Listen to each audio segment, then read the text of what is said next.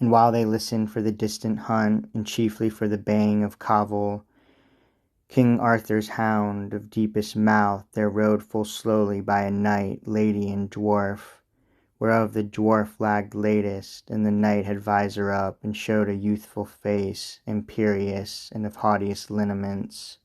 And Guinevere, not mindful of his face in the king's hall, desired his name, and sent her maiden to demand it of the dwarf, who being vicious, old, and irritable, and doubling all his master's vice of pride, made answer sharply that she should not know. Then will I ask it of himself, she said. Nay, by my faith, thou shalt not, cried the dwarf. Thou art not worthy even to speak of him. And when she put her horse toward the knight, struck at her with his whip, and she returned indignant to the queen, whereat Geraint, exclaiming, Surely I will learn the name, made sharply to the dwarf, and asked it of him, who answered as before, and when the prince had put his horse in motion toward the knight, struck at him with his whip, and cut his cheek. The prince's blood spurted upon the scarf, dyeing it, and his quick, instinctive hand caught at the hilt as to abolish him. But he, from his exceeding manfulness and pure nobility of temperament, wroth to be wroth at such a worm, refrained from even a word, and so returning said, I will avenge this insult, noble queen, done in your maiden's person to yourself, and I will track this vermin to their earths, for though I ride unarmed, I do not doubt to find, at some place I shall come at, arms on loan, or else for pledge, and being found, then will I fight him, and will break his pride, and on the third day will again be here, so that I be not fallen in fight. Farewell. Farewell, fair prince, answered the stately queen.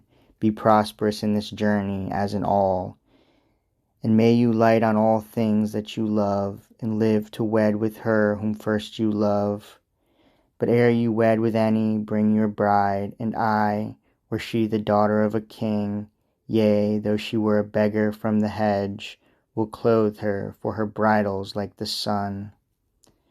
And Prince Geraint, now thinking that he heard the noble heart at bay, now the far horn, a little vexed at losing of the hunt, a little at the vile occasion, rode, by ups and downs through many a grassy glade and valley, with fixed eye following the three. At last they issued from the world of wood, and climbed upon a fair and even ridge, and showed themselves against the sky, and sank. And thither there came Geraint, and underneath beheld the long street of a little town in a long valley, on one side whereof, white from the mason's hand, a fortress rose, and on one side a castle in decay, beyond a bridge that spanned a dry ravine. And out of town and valley came a noise, as of a broad brook or a shingly bed brawling, or like a clamour of the rooks at distance, ere they settle for the night. And onward to the fortress rode the three, and entered, and were lost behind the walls. So, thought Geraint, I have tracked him to this earth.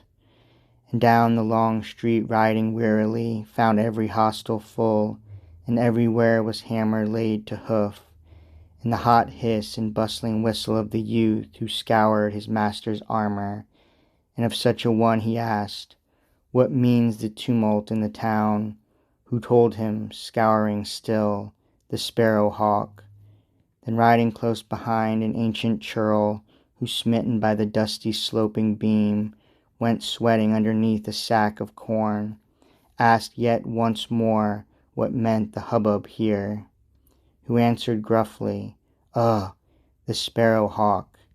Then riding further past an armourer's, who with back turned, and bowed above his work, sat riveting a helmet on his knee, he put the self-same query, but the man, not turning round nor looking at him, said, Friend, he that labours for the sparrow hawk has little time for idle questioners.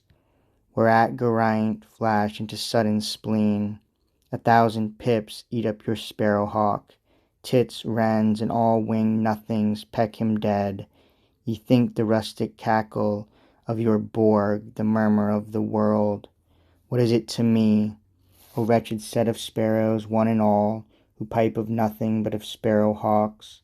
Speak, if ye be not like the rest, hawk mad, where can I get me harborage for the night? And arms, arms, arms, to fight my enemy, speak. Whereat the armourer, turning all amazed, and seeing one so gay in purple silks, came forward with the helmet yet in hand, and answered, Pardon me, O stranger knight, we hold a tourney here to-morrow morn, and there is scantly time for half the work. Arms, truth, I know not, all are wanted here. Harborage, truth, good truth, I know not, save it may be at Earl Anneal's over the bridge yonder. He spoke and fell to work again.